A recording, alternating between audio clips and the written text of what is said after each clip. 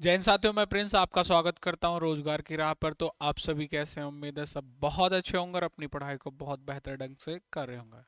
तो दोस्तों, आज जो हमारी क्लास होने वाली है, कौन सी होने वाली है? ये 45 40 आज हमारी 45वीं क्लास है और ये हमारी लास्ट क्लास होगी संविधान के अंदर के। संविधान के लिए 45 क्लास काफ़ी होती है। जो आपने ये कंप्लीट करी होगी तो आपको कोई ऐसा क्वेश्चन होगा जो एग्जाम में आप नहीं बना पाएंगे यहाँ से।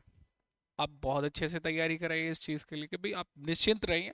ये सारी चीज़ जो आपने करी है, जो मैंने कराई है, विश्वास मानिए, इनको आप तैयार कर लेते, कोई ऐसा क्वेश्चंस नहीं है कि भाई आपसे नहीं बने। आप भरोसा रखिए इस चीज़ का। और हमारी जो लास्ट क्लास होगी, हमने एक कल क्लास अनुच्छेद चल रहे थे, तो अनुच्छेद कुछ अनुच्छेद हम कर चुके थे। जो आज हमारी लास्ट क्लास, उसमें से अभी कुछ बचे हुए हैं वो आज हम करेंगे। तो साथियों, ये विश्वास रखिए कि कोई भी, अगर मैं आपको विश्वास दिला रहा हूँ ये चीज़ का कि हाँ, अगर आप ये सारे नोट्स तैयार करते हैं और बेहतर करते हैं तो कोई भी चीज़ आपसे, क्वेश्चन कोई भी नहीं छूटेगा। लेकिन ये ज़रूरी है कि आप हमेशा चीज़ों को तैयार रखें और जो करंट की चीज़ है उन्हें उनसे हमेशा अपडेट रहिए। तो शुरू करते हैं हम अपनी क्लास।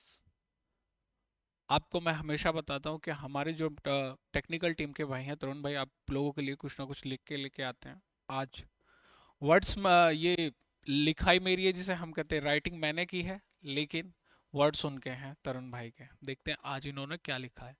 विफलता केवल एक और मौका है फिर से बेहतर शुरुआत करने का। कितना बढ़िया लिखा है इन्होंने।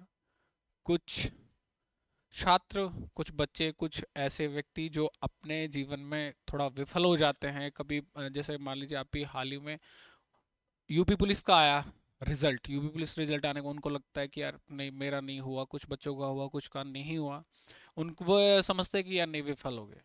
तो ऐसा नहीं है। विफलता भी एक मौका होती है कि आप किसी दूसरी चीज़ की शुरुआत कर सकें, आप अपने जीवन को बेहतर बना सकें। और तो वही इस कोट में लिखा गया है, विफलता केवल एक और मौका है फिर से बेहतर शुरुआत करने का। तो आप सभी आपके जीवन में एसएससी जीडी और भी आने वाली जो वैकेंसियां आपने जिस चीज़ का टारगेट बनाया है, उनकी बेहतर और शुरुआत कर सकते हैं। एक चीज़ पे मत रुकिए कि हाँ भाई ये यही इनफ है मेरे लिए, कि नहीं मुझे तो एसएससी जीडी में ही जाना है, एसएससी जीडी में ही मेरा होता तो ठीक है। नहीं, और ऐसा होता है कभी कभी जिंदगी आपको और बेहतर मौके देती है करने के लिए, कि आप अपने जीवन में बहुत कुछ अचीवमेंट कर सकें। तो हम शुरू करते हैं। तो हम कल कहाँ से थे? हमारी जो क्लास थी, हमने कल कवर किया था ये अनुच्छेद 51 के। तो इसमें क्या थे मूल कर्तव्य? 42वां संविधान संशोधन 1976 को इंदिरा गांधी सरकार ने इसको जोड़ा था। अब आते हैं हम अनुच्छेद 52। इसमें है भारत के राष्ट्रपति, भारत के एक राष्ट्रपति जिसको हम सर्व सुप्रीम पद है माना गया है। सुप्रीम पद में ये आता है कि भारत का प्रथम नागरिक कौन है, तो वो है भारत के राष्ट्रपति। कि भारत सरकार की तरफ से जो भी संधि समझौते होते हैं वो कौन करते हैं? वो भारत की तरफ से भारत के राष्ट्रपति करेंगे। अनुच्छेद 53 में इनके संघ की जो कार्यपालिका है, कार्यपालिका में संसद जो विधि कानून बनाती है, तो उसकी बात करी गई है कि संघ की कार्यपालिका किस तरह से काम करेगी। तो किस में है? अनुच्छेद 53 में। अनुच्छेद 54 की बात करें तो 54 में राष्ट्रपति का निर्वाचन, कैसे कैसे निर्वाचन होता है, ये सारी चीज हम डिस्कस कर चुके हैं। हम थोड़ा स्पीड से चलेंगे क्योंकि कहीं ना कहीं ये सारी चीजें हमने कवर कर चुके हैं। तो कवर कर चुके हैं, इसलिए आपको आपको भी याद होना चाहिए, और मोस्ट इंपॉर्टेंट चीजें हैं तो इन्हें आप थोड़ा कहते हैं कि जल्दी जल्दी चलें मेरे साथ। 54 में राष्ट्रपति का निर्वाचन, अनुच्छेद 55 में राष्ट्रपति के निर्वाचन की प्रक्रिया कैसे होगी। जैसे मैंने आपको बताया होगा कि बैलेट पेपर होता है, उस पर वरीयता का क्रम दिया जाता है। कि ऐसे नहीं, मान लीजिए चार राष्ट्रपति के लिए चुनाव चिन्ह, सॉरी, चुनाव जैसे चार कैंडिडेट होते हैं खड़े चुनाव के लिए, और उसमें वरीयता कि फर्स्ट को ए दे दिया, सेकंड को बी दे दिया, थर्ड को सी और डी। मैंने ये बताया था आपको जब हम राष्ट्रपति पढ़ रहे थे। तो वरीयता के हिसाब से उनको वोट देनी होती है। अनुच्छेद 56 में राष्ट्रपति का कार्यकाल, कार्यकाल कितना होता है? तो आप मुझे कमेंट करके बताइएगा कि राष्ट्रपति का कार्यकाल कितने वर्ष का होता है।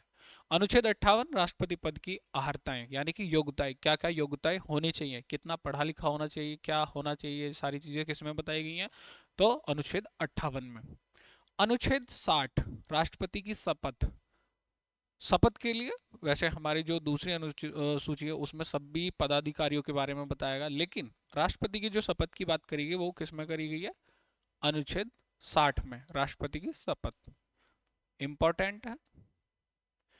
और अनुच्छेद 61 वेरी इंपॉर्टेंट, अगर मैं इसको मार्क करूं, 61 में क्या है? राष्ट्रपति पद पर महाभियोग चलाने की प्रक्रिया, के महाभियोग चलाने की क्या प्रक्रिया होगी किसी भी तरह से, तो हटाने की प्रक्रिया या महाभियोग चलाने की प्रक्रिया, अनुच्छेद 61 में इसकी सारी बातें की गई हैं, बताई गई हैं। तो मैंने ये डिटेल से सारी वीडियोस मैं पहले ही करवा चुका हूं, तो आप उन पर जाकर भी देख सकते हैं।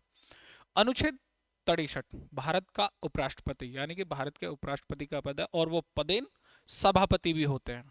पदेन क्या होते हैं?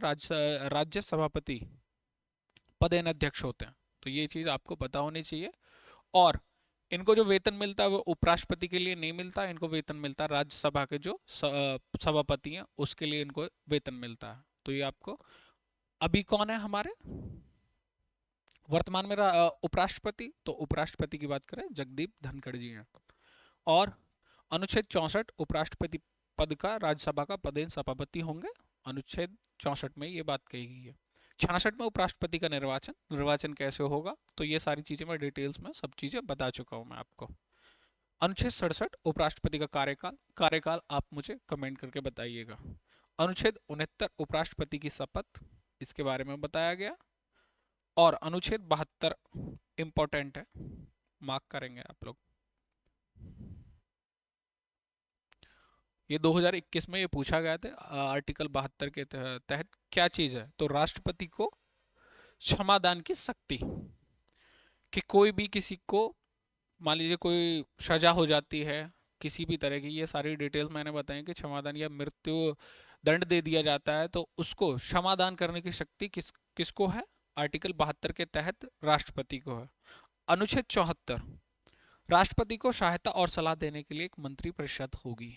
राष्ट्रपति जी को अपने स्वविवेक से कार्य नहीं करते हैं, इनके लिए एक मंत्री परिषद का गठन होता है।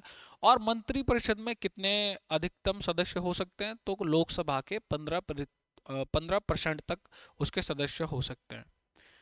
15%। लोकसभा में आपको पता है 550 सीटें हैं। अगर टोटल की बात करें, 2 सीटें हमारे जो एंग्लो इंडियन थी वो खत्म हो चुकी हैं अभी फिलहाल, 550, और वर्तमान समय में 545। अनुच्छेद 75, अनुच्छेद 75 में क्या बताया?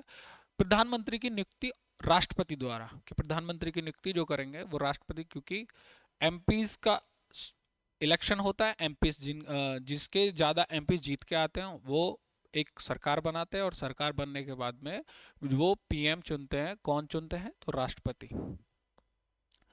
और नियुक्ति, नियुक्ति कौन करते हैं? तो अनुच्छेद पीएम। अनुच्छेद 76 भारत का महान्यायवादी, महान्यायवादी कौन? ऐसे मानिए जैसे भारत सरकार के जो एडवोकेट होते हैं, यानी कि भारत सरकार के महान्याय, अगर हम बात करें कि भारत सरकार के कौन होंगे? वो एडवोकेट। ऐसे मानिए आप लोग कि भारत सरकार की तरफ से कोई भी किसी तरह का केस होगा तो कौन प्रस्ताव रखेंगे? तो वो रखेंगे भारत का महान्यायवादी रखेंगे। ये लोग जो संसद की जो कार्रवाई उसमें भाग ले सकते हैं, लेकिन इनको वोट देने का अधिकार नहीं है। ये भाग ले सकते हैं, अपना मत दे सकते हैं, मत नहीं देंगे, सॉरी, ये जैसे बोल सकते हैं, सिर्फ अपना मत नहीं दे सकते। इनका अपना खुद का मत नहीं लिया जाता, सिर्फ उसमें संसद के जो सदस्य होंगे वही मत देंगे। अनुच्छेद 77 भारत सरकार के कार्य का संचालन, जो भारत सरकार के कार्य होंगे उनका संचालन किस में बात करी गई है? तो वो बात करी गई है अनुच्छेद 77। अनुच्छेद 79 इंपॉर्टेंट है, संसद, संसद के बारे में बताया। क्या? संसद, संसद 3 अंगों से मिलकर बनी होती है। कौन कौन? लोकसभा, राज्यसभा और हमारे राष्ट्रपति। कि पहले मान लीजिए कोई बिल है आपका, तो वो लोकसभा में प्रस्तुत होता, तो उसके बाद में राज्यसभा में प्रस्तुत होता, उसके बाद में जब दोनों जगह से पास हो जाता तो राष्ट्रपति उस पर हस्ताक्षर करके वहां से अधिनियम बन जाता है। तो ऐसे हमारी जो संसद है वो 3 अंगों से मिलकर बनी होती है। तो आपको ये पता होना चाहिए, तीनों इंपॉर्टेंट है, इंपॉर्टेंट मार्क करेंगे। 80 में क्या? राज्यसभा और 12 सदस्यों का मनोनयन, या जो राष्ट्रपति उनको मनोनीत करते हैं 12 सदस्य, कला क्षेत्र और किसी ऐसे क्षेत्र में, साहित्य के क्षेत्र में होने चाहिए 12 सदस्य। ये सारी डिटेल्स में मैंने, जो पिछली क्लासेस थी हमारी जब हम ये आर्टिकल्स और इसकी क्लास कर रहे थे, अनुच्छेद तो ये सारी चीज़ें मैंने पढ़ा रखी हैं, आप लोग क्लास देख सकते हैं पीछे जाके अगर आपको ये इन चीज़ों के बारे में नहीं पता है तो। अनुच्छेद 81 लोकसभा के बारे में बताया, क्या बताया, लोकसभा। और अनुच्छेद 85 संसद का सत्र, सत्रावसान और विघटन, के भाई जो 85 है संसद कैसे इसके सत्र होंगे और सत्रावान कैसे होगा और विघटन कैसे, विघटन किसका होता है, मेजरली किसका होता है, तो लोकसभा का। लोकसभा का विघटन कैसे होता है, जो अपना वो मत खो देते हैं, पूर्ण बहुमत बहुमत खोने पर लोकसभा का विघटन कर सकते हैं। कौन कर सकते हैं, राष्ट्रपति कर सकते हैं। और ये प्रस्ताव कौन लाता है, तो विपक्ष का नेता। अनुच्छेद 79, सॉरी 79 नहीं, 89, 89 राज्यसभा के सभापति और उपसभापति के बारे में बताया गया कि इसके राज्यसभा के जो सभापति वो कौन होंगे और उपसभापति कौन होंगे। तो अनुच्छेद 93 लोकसभा के अध्यक्ष और उपाध्यक्ष, लोकसभा के अध्यक्ष और उपाध्यक्ष किसमें है, तो 93 में। अनुच्छेद 100 यानी कि 100 संसद में मतदान, निर्णायक मत और गणपूर्ति, यानी कि संसद में कोई बिल आता है उसमें मतदान कैसे होगा वो सारी चीजें, और निर्णायक मत कि हाँ कितने निर्णायक मत आए हैं, और गणपूर्ति, गणपूर्ति कितनी होती है, संसद की कार्रवाई के लिए 1/10 जो सदस्य होने चाहिए प्रेजेंट, जो जितने संसद के सीटें हैं हमारी, उसे हम गणपूर्ति बोलते हैं। अनुच्छेद 108 संसद की संयुक्त बैठक, और ये सबसे पहले कब हुई थी, तो ये हुई थी 1961 में दहेज प्रतिषेध अधिनियम के तहत सबसे पहले सर्वप्रथम इस बैठक को बुलाया गया था। संयुक्त बैठक का मीन्स मतलब क्या है इसका, ये मैं डिटेल में सब कुछ बता चुका हूँ, लेकिन जैसे मान लीजिए कोई बिल है लोकसभा में पास हो जाता है और राज्यसभा में पास नहीं हो पाता, आपस में दोनों मतभेद हो जाते हैं कि नहीं ये इसमें ये गड़बड़ी है वो गड़बड़ी है, तो आपस में दोनों लोकसभा और राज्यसभा में मतभेद हो जाने के बाद में केंद्र सरकार यानी कि मंत्रिपरिषद राष्ट्रपति जी को बोलती है, यानी कि सलाह देती है या फिर रिक्वेस्ट करती है कि आप संयुक्त बैठक का संयुक्त बैठक बुलाएं। फिर संयुक्त बैठक बुलाते हैं, कौन बुलाते हैं, तो राष्ट्रपति। लोकसभा और राज्यसभा की दोनों को कि इस पे चर्चा हो, ठीक है।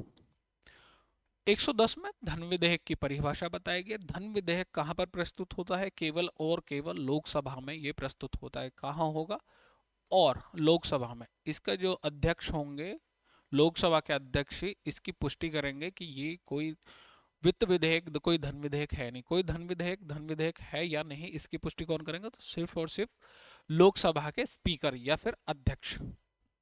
अब बात करते हैं हम अनुच्छेद 111 राष्ट्रपति की वीटो की शक्ति। मान लीजिए वीटो की शक्ति है, मैंने आपको डिटेल्स में सारी चीजें पढ़ाई है कि अगर कोई अपना जैसे जेबी वीटो, स्थगन वीटो और ये सारी चीजों को, जो किसी बिल पर राष्ट्रपति अपनी वीटो का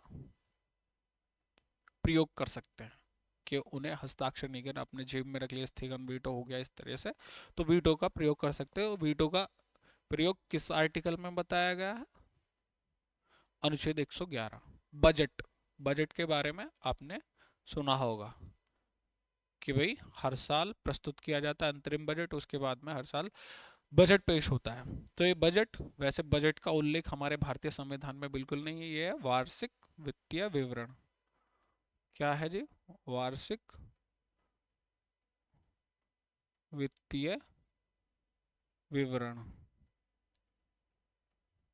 वार्षिक वित्तीय विवरण के बारे में बताया गया, इस शब्द को प्रयोग किया, ना कि बजट को, ठीक है। लेकिन मेजरली सब बजट के नाम से जानते हैं, और वार्षिक वित्तीय विवरण अनुच्छेद 112 में बताया गया। अनुच्छेद 114 सरकार संसद से स्वीकृति प्राप्त करने के बाद ही संचित निधि से धन निकाल सकती है। संचित निधि की भारत सरकार की संचित निधि, जिससे टैक्स से पैसा आता है, वहां से निकालने के लिए सरकार संसद से पहले स्वीकृति प्राप्त करेगी, यानी कि संसद के लोकसभा और राज्यसभा से दोनों से बिल पास होगा, और तभी उसके बाद में उस संचित निधि से पैसा निकाला जा सकता है, ठीक है। ये किस आर्टिकल में, तो आर्टिकल नंबर 114। आर्टिकल 117 में बात करें तो वित्त विधेयकों के बारे में विशेष उपबंध बताए गए कि वित्त विधेयक कौन कौन से होते हैं और क्या होते हैं, ये सारी डिटेल्स में बताई गई है। तो 117 में इंपॉर्टेंट मार्क करेंगे आप लोग। अनुच्छेद 120 संसद में प्रयोग होने वाली भाषा, के संसद में प्रयोग होने वाली भाषा क्या होगी, भाषा क्या होगी। तो मैंने आपको कल भी बताया था कि संसद की जो भाषा है मेजरली कौन सी होगी, ये सारी चीजें हम कल नहीं, आई थिंक मैंने जो भाषा वाली क्लासेस करवाई है उसमें मैंने बताया था कि संसद में प्रयोग होने वाली भाषाएं जो हमारी वर्तमान समय में जो हमारे अगर हम बात करें 8वीं अनुसूची में कितनी भाषाएं, तो 22 भाषाएं। ठीक है, आप लोग ये सारी चीजें जानते होंगे। आते हैं हम अनुच्छेद 123। 123 में क्या है, राष्ट्रपति के अध्यादेश जारी करने की शक्ति। कि किसी टाइम में अगर संसद का कोई सत्र नहीं चल रहा हो तो उस समय पे कोई अध्यादेश लाना है, यानी कि संसद नहीं चल रहा, किसी तरह से कोई कानून लाना है लेकिन सत्र नहीं चल रहा, तब क्या करेंगे राष्ट्रपति कर देते हैं, उससे अध्यादेश जारी कर देते हैं। लेकिन उसके बाद में जैसे ये कितने दिन तक होता है, सिर्फ 6 महीने तक होता है अगर पहले संसद उसके बाद में इस पर कानून बनाती है। ठीक है, अध्यादेश ऐसे मान सकते हैं हम लोग कि एक कानून ही होता है कि जो राष्ट्रपति ने अध्यादेश जारी किया है वो एक कानून होगा। कि मान लीजिए कोई भी किसी तरह का अध्यादेश जारी कर देते तो वो एक कानून होगा। अनुच्छेद 124 सर्वोच्च न्यायालय की स्थापना। सर्वोच्च न्यायालय की स्थापना इंपॉर्टेंट मार्क करेंगे आप लोग कि स्थापना कैसे होगी और इसका गठन कैसे होगा। तो कितने में, आर्टिकल 124 में इसके बारे में बताया गया आप लोगों के। अनुच्छेद 125 न्यायाधीशों के वेतन भत्ते, जो सुप्रीम कोर्ट के जो न्यायाधीश होंगे उनके वेतन भत्तों के बारे में बताया गया। अनुच्छेद 129 उच्च उच्चतम न्यायालयों का अभिलेख। उच्चतम न्यायालय का अभिलेख नहीं होगा ये, उच्चतम न्यायालय एक अभिलेख होगा। एक अभिलेख इस तरीके से लिखिए, उच्चतम न्यायालय एक अभिलेख होगा। अभिलेखों का मीन्स ये अगर कोई कानून या कुछ होता है उस पर अपना डिस्कशन दे देता कि हाँ भाई सबसे लास्ट में कि अगर किसी चीज पे कोई बात बताई गई तो उसका अभिलेख हम किसी छोटे यानी कि उच्च न्यायालय में जैसे हाई कोर्ट में पेश करते हैं, और जो जिला स्टेट में या अधीनस्थ न्यायालय होते हैं तो उनमें इसके साक्ष्य प्रस्तुत कर सकते हैं कि जी ये फैसला सुप्रीम कोर्ट ने दिया, और वो हर उसमें उच्च न्यायालय हो या फिर अधीनस्थ न्यायालय उसमें मान्य होगा इसका फैसला। तो आप लोग समझ गए होंगे। बात करते हैं 131 सर्वोच्च न्यायालय के अधिकार के, इसके अधिकार क्या क्या होंगे, सारी डिटेल्स हम वीडियो में पिछली वीडियो क्लासेस में कवर कर चुके हैं। 136 विशेष सुनवाई का सर्वोच्च न्यायालय को अधिकार। सेना को छोड़कर, सेना का सब अलग होता है, सेना को अगर हम बात करें तो उनका होता है क्या, कोर्ट मार्शल। आपने सुना होगा एक वर्ड कोर्ट मार्शल, कि कोर्ट मार्शल हो गया सेना का। कोई भी सेना अधिकारी अगर कोई भी क्राइम करता, कुछ भी करता, तो उस पे हमारे जो आम कोर्ट है ये बाद में आते हैं, लेकिन उससे पहले क्या होता है, सेना में ही उसका मुकदमा चलता है। अनुच्छेद 137 निर्णयों या आदेशों का उच्चतम न्यायालय द्वारा पुनरावलोकन। मान लीजिए कोई भी विधि या कानून आता है और उसकी कोई समीक्षा करता है, जुडिशियल रिव्यू जिसे हम बोलते हैं, तो उसके द्वारा पुनरावलोकन किया जा सकता है। पुनरावलोकन क्या मीन्स, अपने फैसले को दोबारा रिव्यू करना, दोबारा रिव्यू करके उसके बाद में कोई चेंजेस करना है या नहीं करना, वो उसको किसको अधिकार है, आर्टिकल 100 अनुच्छेद के तहत सुप्रीम कोर्ट को यह अधिकार दिया गया है। अनुच्छेद 143 राष्ट्रपति द्वारा सर्वोच्च न्यायालय से सलाह लेने का अधिकार। राष्ट्रपति को 143 के तहत, आर्टिकल 143 के तहत क्या है, सर्वोच्च न्यायालय से सलाह लेने का अधिकार है। लेकिन इसमें राष्ट्रपति बाध्य नहीं होंगे सलाह मानने के लिए, केवल सलाह के तौर पर दी जाएगी। अब आते हैं हम किस पे जी, आर्टिकल 147 सर्वोच्च न्यायालय द्वारा संविधान की व्याख्या के बारे में बताता है कि कोई संविधान की अंतिम व्याख्याकर्ता कौन होगा। मान लीजिए आप हम कुछ भी व्याख्या करते हैं, लेकिन इसकी जो व्याख्याकर्ता अंतिम कौन होगा, तो वो होगा सर्वोच्च न्यायालय। कौन से आर्टिकल के तहत, तो आर्टिकल 147 के तहत। ठीक है ना, आप हमारे मन से या किसी में कुछ भी आप उसका निर्णय ले सकते हैं, लेकिन ना तो अधीनस्थ न्यायालय होंगे ना उच्च न्यायालय होगा। उस सबसे लास्ट में कौन होगा, तो सबसे लास्ट में होगा सुप्रीम कोर्ट। अनुच्छेद 148 भारत का नियंत्रक एवं महालेखा परीक्षक, जिसे हम कैग भी बोलते हैं, CAG, controller and auditor general of India, कौन होंगे? तो वो इसके बारे में किस में बताया है? तो 148 में। इसके बारे में हम डिटेल चर्चा कर चुके हैं, पिछली जो हमारी वीडियोस आ चुके हैं। अगर किसी को नहीं पता है तो हमारी पिछली वीडियोस आप लोग देख सकते हैं। अनुच्छेद 153 राज्यों के राज्यपाल, क्या जी? राज्यों के राज्यपाल किसके बारे, कौन सा आर्टिकल में है? तो 153 इंपॉर्टेंट है ये दोनों ही, तो इनको इंपॉर्टेंट मार्क करिएगा आप लोग, ठीक। इसके बाद में हम चलते हैं अनुच्छेद 154, राज्य की कार्यकारी शक्ति राज्यपाल में निहित होगी। जैसे केंद्र सरकार में राष्ट्रपति में निहित होती है कि भाई जो केंद्र की शक्ति होगी वो किस में निहित होगी, तो राष्ट्रपति में, ऐसे ही सभी राज्यों में राज्यपाल होंगे और सभी राज्यों में जो कार्यकारी शक्ति जो निहित होगी वो किस में होगी, तो राज्यपाल में। ये किस में बोला गया है? तो अनुच्छेद 154 में। अनुच्छेद 154 में ये बोला गया। अनुच्छेद 155 राज्यपाल की नियुक्ति, नियुक्ति कौन करता है? तो केंद्र सरकार की अनुशंसा पर या केंद्र सरकार की सलाह पर कौन? राष्ट्रपति। और इनका कोई कार्यकाल नहीं होता, जैसे मान लीजिए ये प्रसाद पर्यंत होते हैं। 156 में राज्यपाल का कार्यकाल बताया गया कि राष्ट्रपति के प्रसाद पर्यंत, मैंने बहुत अच्छे से आपको पिछली वीडियो में बताया कि प्रसाद पर्यंत मीन्स कि राष्ट्रपति तब चाहे इन्हें नियुक्त कर सकते हैं, तब चाहे इनको हटा सकते हैं। अगर बात करें कि कार्यकाल, जैसे अगर मेरी सरकार, जैसे हमारी राज्य की कोई सरकार है, उसका समय कितना कार्यकाल होता है? जैसे 5 साल होता है, तो हम बताएंगे कितना, 5 साल ऐसे करके सरकार के अकॉर्डिंग। लेकिन इसका कोई कार्यकाल नहीं होता। मैं इसे हटा देता हूँ, नहीं कोई आएगा ये बोलेगा भैया आपने तो 5 साल लिख रखा है, लेकिन 5 साल नहीं होते हैं।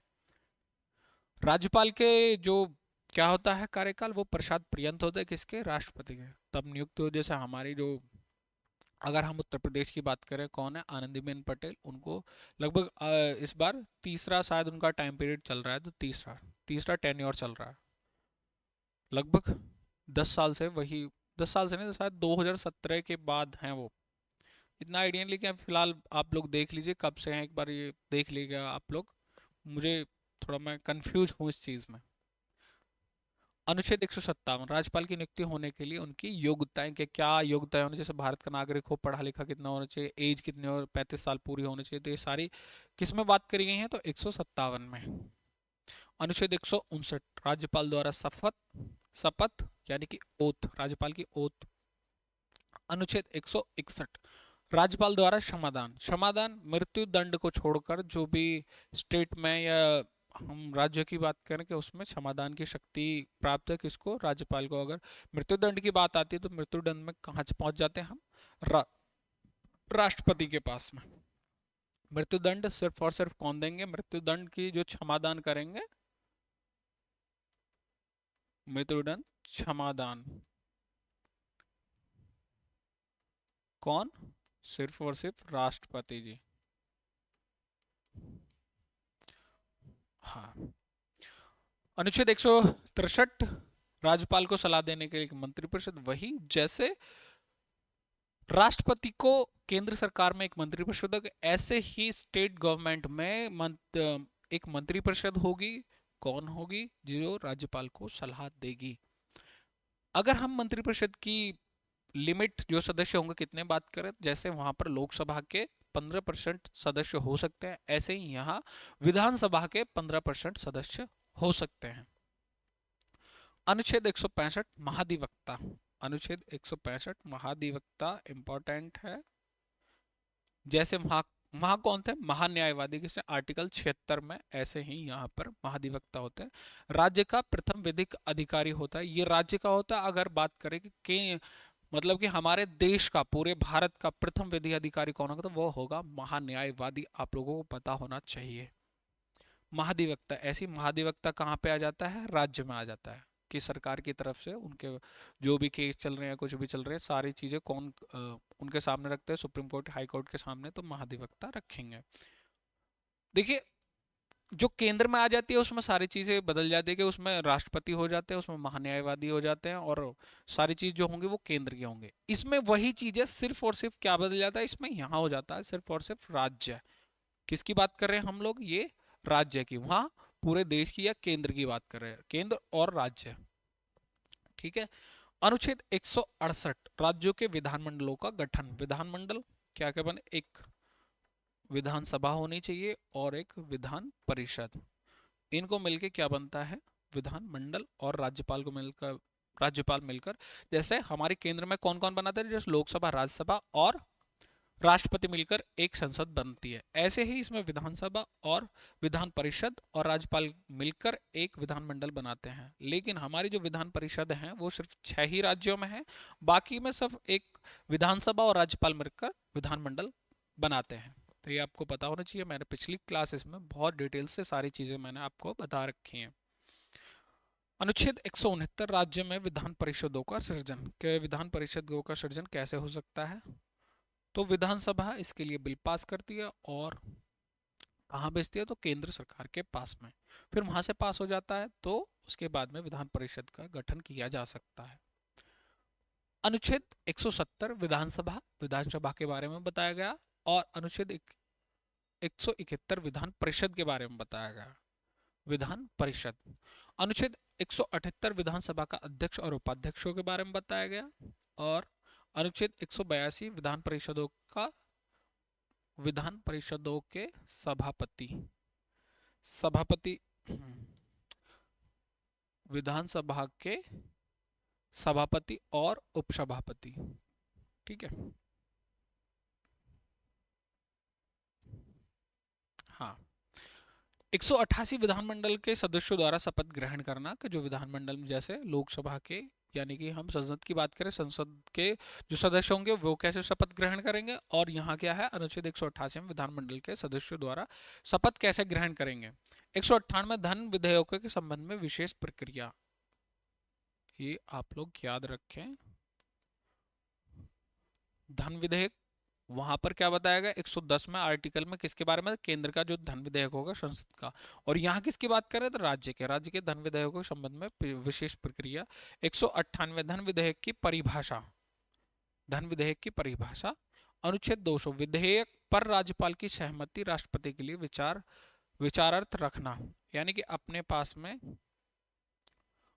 में रखने, विचारार्थ के लिए राष्ट्रपति के लिए रखना, कि कोई भी, जैसे ये आर्टिकल 200, कोई बिल है, उस विधेयक पर राज्यपाल अपनी सहमति नहीं देता, वो क्या कर लेता है, उसको अपने पास में रख लेता, किसकी सलाह के लिए, तो राष्ट्रपति के विचार के लिए। उसके बाद में राज्यपाल पर उसकी कोई शक्ति नहीं रह जाती है, तो किसके पास में शक्ति पहुंच जाती है, वो पहुंच जाती है राष्ट्रपति के लिए।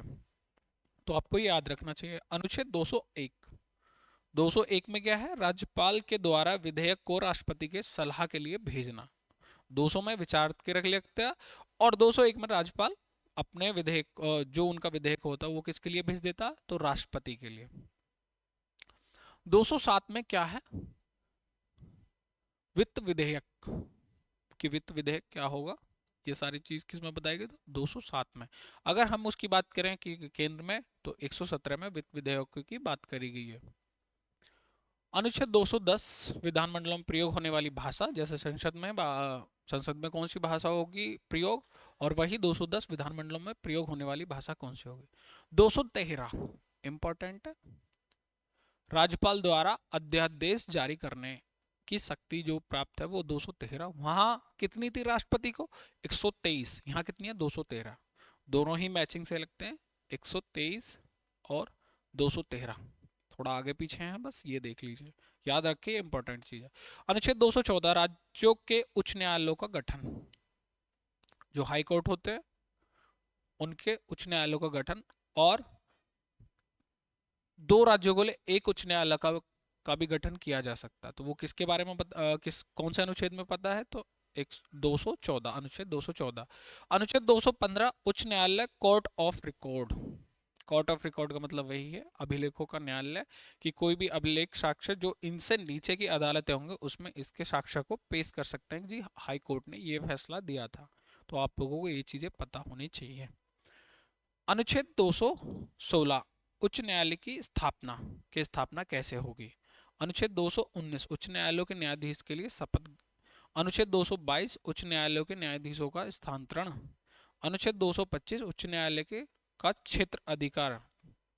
क्षेत्र अधिकार वही प्रारंभिक अधिकार और न्यायिक क्षेत्र अधिकार, ये सारी चीजें हम बहुत डिटेल से पढ़ चुके हैं।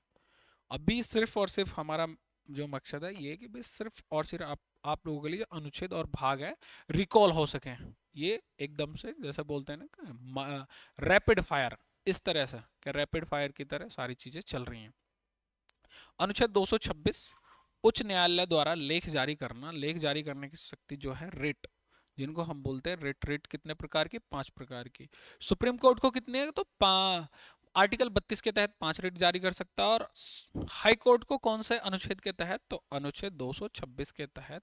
ये अभी हाल ही में सीपीओ 2024 में जो आई परीक्षा उसमें भी पूछा गया है। ये उच्च न्यायालय द्वारा लेख जारी करने की शक्ति कौन, कितने लेख जारी कर सकते हैं? तो कितनी रिट जारी कर सकते हैं? 5 रिट। अनुच्छेद 228, उच्च न्यायालय में कुछ केसों का स्थानांतरण। जैसे मान लीजिए कुछ केसों में स्थानांतरण मीन्स यही कि अगर कोई केस वहां पर चल रहा है, उसकी सुनवाई नहीं हो रही है या फिर कोई बाहर से अलग कोई व्यवस्था हो रही है, तो सुप्रीम कोर्ट अपने पास में उस केस को बुलवा सकता है। या फिर उच्च न्यायालय अपने पास में अधीनस्थ न्यायालय जो होंगे उनको उनके अपने पास में बुलवा सकता है। अनुच्छेद 223, उच्च न्यायालय को संघ शासित प्रदेशों पर न्यायिक क्षेत्र, जो हमारी यूटीज हैं उनके ऊपर क्या जी? न्यायिक क्षेत्र अधिकार। 231, एक या अधिक राज्यों के लिए उच्च न्यायालयों की स्थापना किसमें है? तो 231 में। अनुच्छेद 233, जिला जज की नियुक्ति, के जिला जज की नियुक्ति कैसे होगी? तो इसमें किसमें बताया गया? 233 में। अनुच्छेद 241, केंद्र शासित प्रदेशों में उच्च न्यायालयों की स्थापना। 243, 243 कैसे लेकर अणे तक क्या है? पंचायत की परिभाषा, कि पंचायत में क्या क्या चीज आती है, ये सारी चीजें किसमें बताई गई है? 243 कैसे अणे तक। तो अनुच्छेद 243 क्या में? ग्राम सभा। और 243 घ में क्या? पंचायतों में आरक्षण। आरक्षण में एससी एसटी और महिलाओं के लिए जो आरक्षण है किसमें बताएगा? अनुच्छेद 243 घ में पंचायत में आरक्षण। और अनुच्छेद 243 ट, पंचायतों के लिए निर्वाचन के निर्वाचन की व्यवस्था कौन करता है? तो राज्य में जो निर्वाचन आयोग है, राज्य निर्वाचन इनकी वो कराता है इनको। 243 तय से यह तक क्या आ जाती है? नगर पालिकाओं की परिभाषा। अनुच्छेद 243 नए में स्थानों का आरक्षण। स्थानों का आरक्षण मीन्स यही कि जिसमें किसी में एससी एसटी और महिलाओं के लिए आरक्षण की व्यवस्था जो बताई गई है, तो वो किस में है? 243 नए में। अनुच्छेद 243 नए में वित्त आयोग की बात करी गई है। किसके लिए? जो ये अनुच्छेद 244, अनुसूचित क्षेत्र और जनजातीय क्षेत्रों का प्रशासन, कि जो अनुसूचित जाति और जनजातियों के क्षेत्रों के प्रशासन के बारे में उपबंध जो बताए गए हैं वो किसमें बताए गए हैं? अनुच्छेद 244 में। 248 में विधि निर्माण की अवशिष्ट शक्तियां, कि कोई विधि है उसका निर्माण करने के जो अवशिष्ट शक्तियां होंगी वो किसमें बताई गई? 248 में। 256 में केंद्र सरकार राज्य सरकारों को निर्देश दे सकती है। बिल्कुल दे सकती है। केंद्र सरकार कोई भी कानून पेश करती है और तो उनको निर्देश दे सकती है, जारी कर सकती है कि हाँ इस कानून को लागू करिए। 264 वित्त आयोग की परिभाषा, कि वित्त आयोग क्या है इसकी परिभाषा बताई गई है 264 में। और वित्त आयोग किसमें बताया गया? तो 280 में, कि एक वित्त आयोग होगा। वित्त आयोग के हर 5 वर्ष में इनका गठन किया जाएगा। अब मुझे बताइएगा वर्तमान समय में वित्त आयोग के अध्यक्ष कौन है? अभी जो वर्तमान समय में मैंने आपको बताया बहुत डिटेल से, आप मुझे कमेंट करके जरूर बताइएगा। 266 में देश और राज्यों की संचित निधि और लोक निधि के बारे में बताएगा। 267 में आकस्मिक निधि। आकस्मिक निधि के बारे में मैंने बताया कि राष्ट्रपति के पास में एक आकस्मिक निधि होती है। कोई भी आपदा प्राकृतिक आपदा आने के बाद उससे राष्ट्रपति अपने मन से सरकार को पैसे निकाल के दे सकते हैं। ऐसे ही राज्यपालों में होते हैं, राज्यपाल भी अपनी आकस्मिक निधि में जो राज्य सरकार है उनको पैसा दे सकते हैं।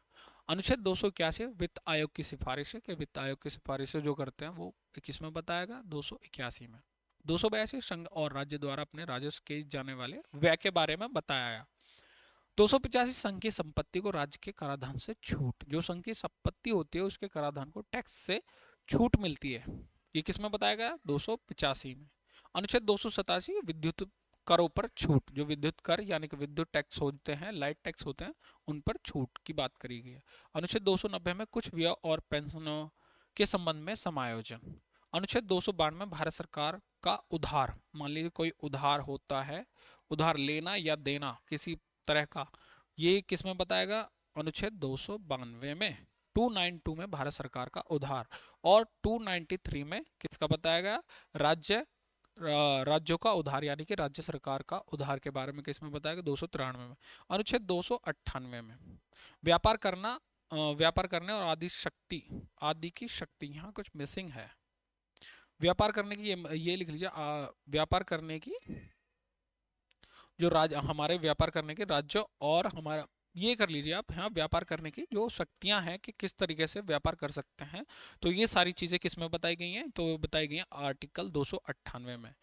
अनुच्छेद 300 कै, विधि द्वारा प्राधिकार बिना व्यक्ति को संपत्ति से वंचित नहीं किया जा सकता। पहले हमारा क्या हुआ करता था, ये हुआ करता था हमारा मूल अधिकार। क्या हुआ करता था, मूल अधिकार। लेकिन 31 मूल अधिकार, उसको हटा करके क्या बना दिया, विधिक अधिकार। विधिक अधिकार बनाने के बाद वो कौन सा ऐड करेगा, तो अनुच्छेद 300 कै में इसको रखा गया। बस हमारा ये खत्म हो जाता है। बस ये जो इम्पोर्टेंट थे मैं आप लोगों के सामने लेके आया हूँ कि हाँ, आप लोग इन्हें जरूर रिवाइज करिए, बार बार रिवाइज करिए। 2-3 बार ये वीडियोस देख लिए तो वैसे ही माइंड में ये चीज़ें बैठ जाएंगी आप लोगों के। आई होप आपको क्लास बहुत पसंद आई हो। तो हमेशा मैं लास्ट में बोलता हूँ, ये चीज़ें बीच में कभी डिस्टर्ब नहीं करता, क्योंकि पढ़ाई में कभी कोई डिस्टर्बेंस नहीं होना चाहिए। कि लाइक शेयर एंड सब्सक्राइब ज़रूर करें, अपनी पढ़ाई को निरंतर करते रहें ऐसे। ये हमारी लास्ट क्लास ही मैंने पहले ही बताया था। अब जो हमारी नेक्स्ट जो क्लास आएंगी 1 या 2 तारीख से जो क्लासेस शुरू होंगी, वो होंगी हमारी भूगोल की क्लासेस। आप देखना ना भूलें, और जैसे ही और भी किसी चीज़ की व्यवस्था होती तो हम उसके लिए कराएंगे कि हाँ, हम देखते हैं ये प्लान कब से बना सकते, कि प्रैक्टिस सेट आप लोगों के लिए कब से लगाया जाए, क्योंकि आप भी जानते हो कि प्रैक्टिस सेट का माध्यम या फिर कितने महत्वपूर्ण है आप लोगों के लिए। तो आप लोग कमेंट के माध्यम से आप बता सकते हैं कि भाई कब से हम लोग आप लोगों के लिए प्रैक्टिस सेट करना शुरू करें। मिलते हैं फिर जो हमारी नेक्स्ट वीडियोस होंगी, या फिर हम नेक्स्ट जो टॉपिक लेकर आएंगे भूगोल के, उसमें। धन्यवाद दोस्तों।